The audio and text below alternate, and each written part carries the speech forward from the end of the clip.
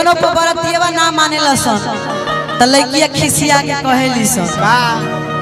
कि अरे ऐसा बराती ना देखा अभी तक जिया करे धक्का धक जिया करे धक्का धक का करबे इनकर इंस्टाग्राम के आईडी मांगत तड़ हमार ऋतु राय 6264 डलवा आ जाए 63 ना 6264 ये तो यूनिक बा कुछ ना कुछ अंतर बा जन के होइए नहीं दे कि अरे ऐसा बराती ना आप लोग YouTube पर सर्च करब ऋतु राय विवाह गीत बहुत ही अच्छा गौले वाली बहुत सारा प्यार आशीर्वाद आप लोग के मिलल बा कि अरे ऐसा बराती ना देखा अभी तक जिया करे धक्का धक जिया करे धक्का धक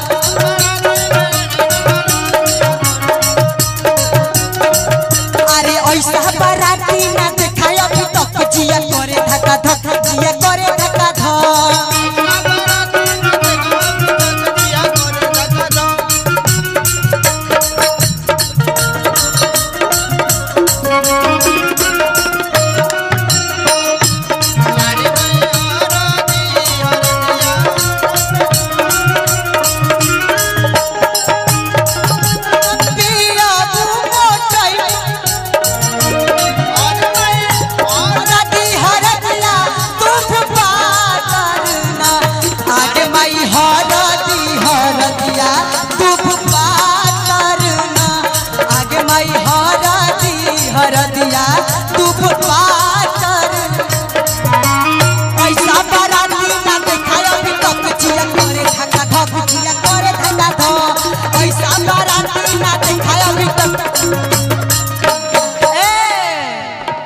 अब बारात में कोई किस्म के लोग आवेला केहू के एगो आँख केहू के दूगो केहू के दूगो जी केहू के दूगो केहू के एगो आँख केहू के दूगो आये प्रीति अगर जेकर एगो बा उहो ठीक बा जेकर दूगो बा उहो ठीक बा लेकिन है एक जना आगवा बड़ा दिन करे कहू नहीं खे अब इनकरो भी नाले में लाइन मारता तो दिक्कत बानू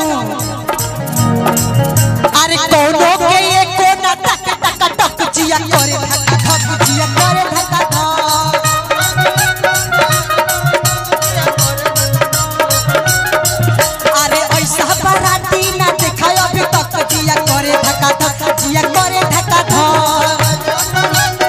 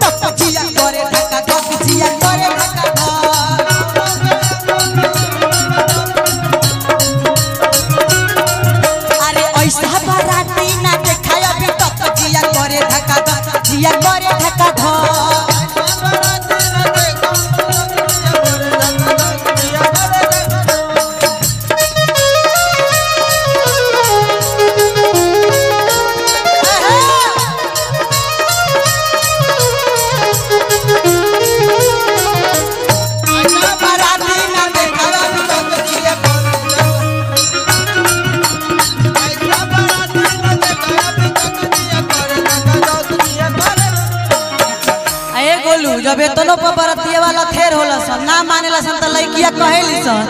कि एगो लाल पिछड़ा एगो हरियर पिछड़ा एगो लाल पिछड़ा एगो हरियर ओह पे बैठेले परतिया साल उहो ही जड़ा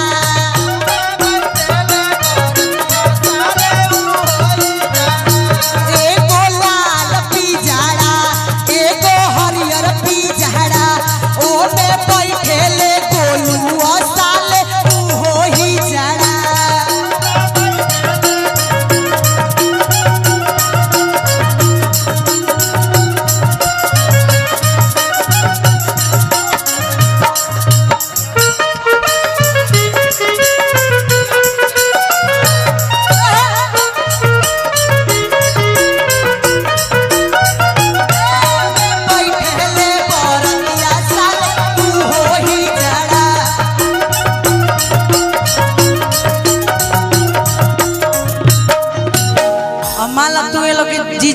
बनल बढ़ते में हमार का गलती बा। ई कहते जे कि हमर जीजा हुआ तो तोहरा के गावल जाता।